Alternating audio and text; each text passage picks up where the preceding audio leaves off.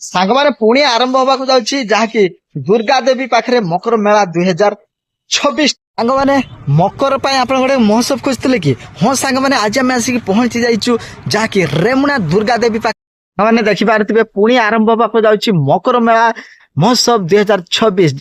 Stall Meena ବଜାର ତା ସହିତ ଏଠି ରାମଦୋଳି ଦୋଳିର ମଜା ନେବେ। ତା ସହିତ ବହୁତ ବଢ଼ିଆ ଲାଇଟ୍ ଦେଇଛି ରାତିରେ ବଢ଼ିଆ ଆପଣମାନେ ଲାଇଟ୍ର ଉପଭୋଗ କରିପାରିବେ।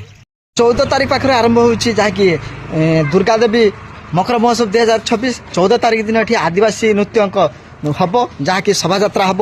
15 ତାରିଖ ଏଠି ଆପଣମାନେ ବିଭିନ୍ନ ପ୍ରକାର କ୍ରୀଡ଼ା ପ୍ରତିଯୋଗିତା ହେବ। ତା ସହିତ 16 ତାରିଖ ଦିନ ଏଠି ଆପଣମାନେ ବିଭିନ୍ନ ପ୍ରକାର ଦେଖିପାରିବେ ମେଲୋଡି ସୁରମିଳ। 17 ତାରିଖ ଦିନ ଆସୁଛି ସିଦ୍ଧାନ୍ତ ମହାପାତ୍ର ଭାଇ।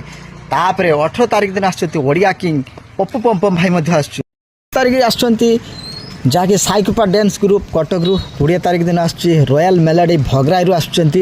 ତ ଏଠି ଆପଣମାନେ ଚଟପଟି ଖାଇବା ସହିତ ରାମଦୋଳି ଡ୍ରାଗନ ମିକି ମାଉସ ସବୁ ରହି ନେବେ ଯାହାକି 20 ତାରିଖ ଦିନ ଆସୁଛନ୍ତି ଦେଖିପାରୁଥିବେ ମାନିନି। ଏଇଠି ବଡ଼ ଷ୍ଟେଜଟି ହେଉଛି। ଏଇଠି ଆପଣମାନେ ପ୍ରତିଦିନ ସନ୍ଧ୍ୟାରେ ବଲିଉଡ ଷ୍ଟାର ସବୁ ଏଠି ପ୍ରୋଗ୍ରାମ କରିବେ। ପପୁ ପମ୍ପମ ଭାଇ ଦୁର୍ଗା ଦେବୀ ମକର ମେଳା ମହୋତ୍ସବରେ ଏଠି ଆପଣ ଦେଖିପାରୁଥିବେ ସେଲ୍ଫି ପଏଣ୍ଟ ହେଇଛି ବହୁତ ବଢ଼ିଆ। ପୁରା ଆପଣ ଏଠି ପୁରା ସେଲ୍ଫି ନେବେ। ମେଳା ଦେଖିବା ପାଇଁ ସମସ୍ତେ ପଳେଇ ଆସନ୍ତୁ। ଆଜିଠୁ ପୁରା ଆଦିବାସୀ ନାଚରେ ଏଠି ଆରମ୍ଭ ହେବ ମକର ମେଳା 2026 ଦୁର୍ଗା ଦେବୀ ଠାରେ।